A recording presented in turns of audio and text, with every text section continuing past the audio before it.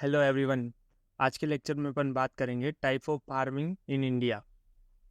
सबसे पहले अपन देखेंगे शिफ्टिंग कल्टीवेशन। तो शिफ्टिंग कल्टीवेशन में क्या होता है, आपका किसी फॉरेस्ट में जो पेड़ होते हैं, जो ट्री होते हैं, उनको काट दिया जाता है एंड जो उनके रेसिड्यूज बचते हैं उनको जला दिया जाता है एंड उसके बाद में वहाँ पे आपका कल्टीवेशन किया जाता है एंड कुछ टाइम तक वहाँ पे कल्टीवेशन करने के बाद वो लैंड की प्रोडक्टिविटी कम हो जाती है और वहाँ पे इंसेक्ट पेस्ट और डिजीज़ एंड वीड्स का वहाँ पे इन्फेस्टेशन बढ़ जाता है। इसके कारण से अपन को लैंड को शिफ्ट करना पड़ता है।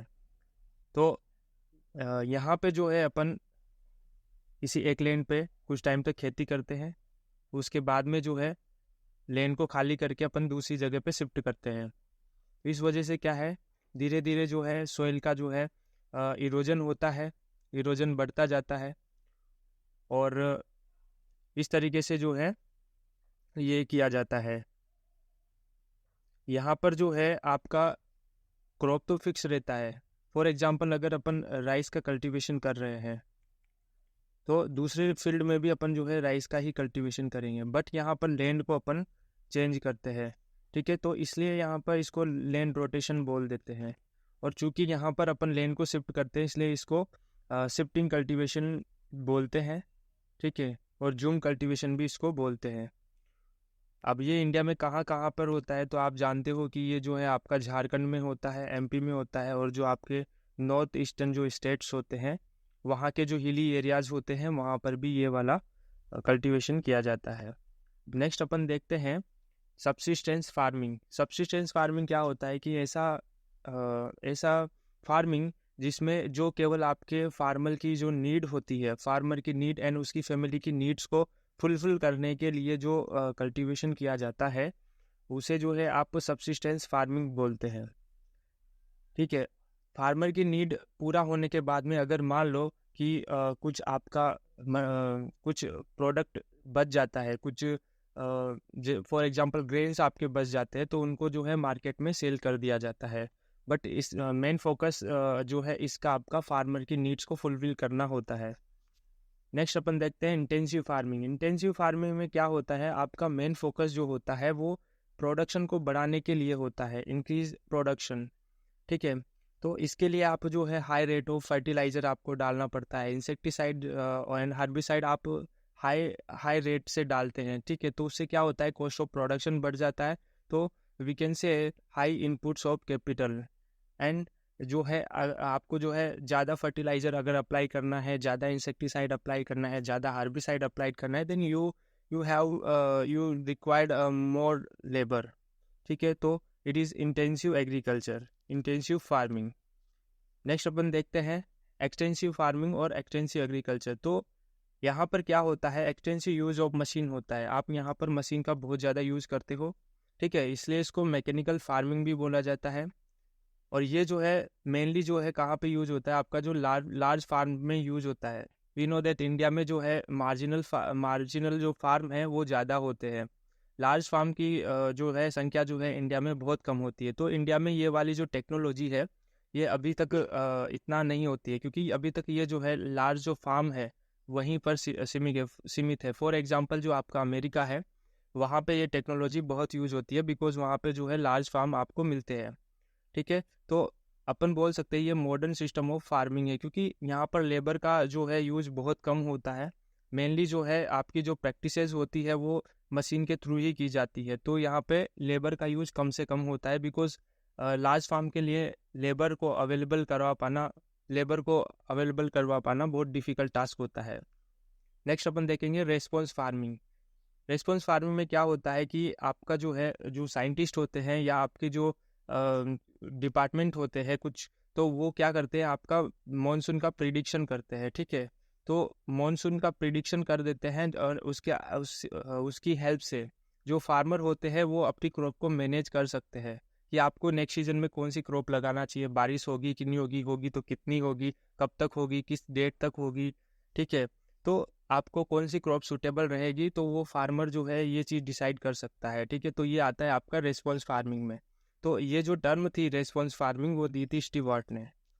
नेक्स्ट अपन देखते हैं प्रिसीजन फार्मिंग और द साइट स्पेसिफिक फार्मिंग।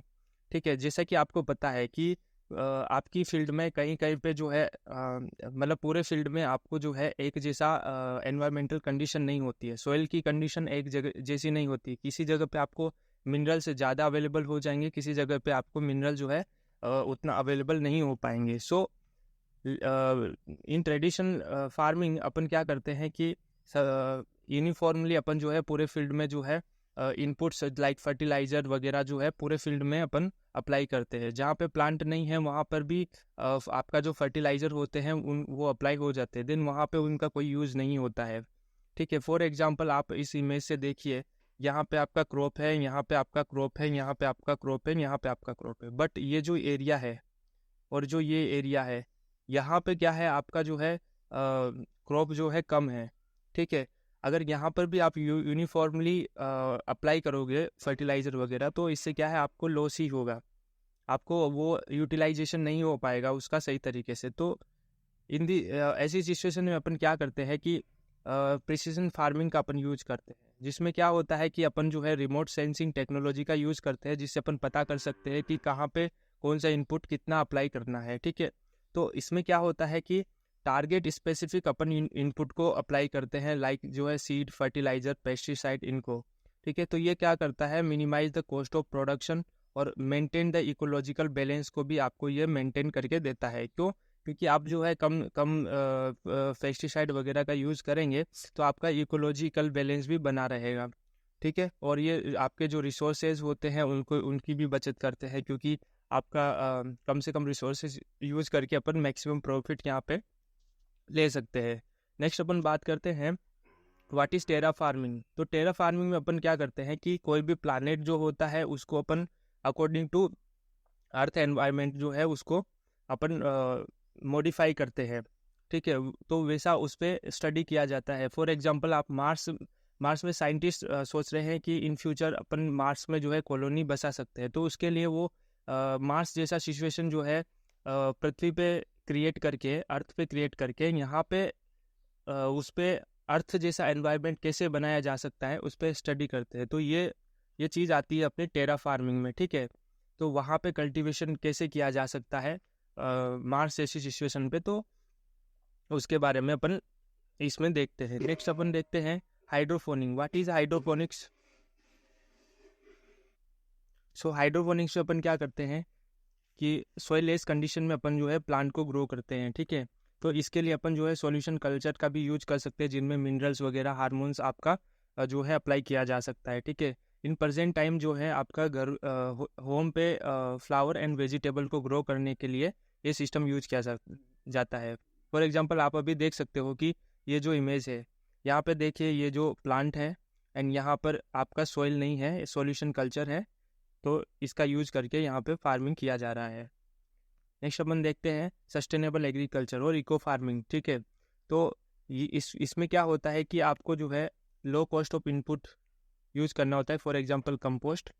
ठीक है, एंड आप जो है यहाँ पर कम से कम केमिकल फर्टिलाइज़र अप्लाई करेंगे, और इससे क्या होता है आपका सॉइल फर्टिलिटी मेंटेन रहेगी, इकोलॉजिकल बैलेंस आपका बना रहेगा। तो इसको जो है इकोलॉजिकल फार्मिंग, नेचुरल फार्मिंग और ऑर्गेनिक फार्मिंग या पर्माकल्चर भी आप बोलते हैं। नेक्स्ट अपन देखते हैं।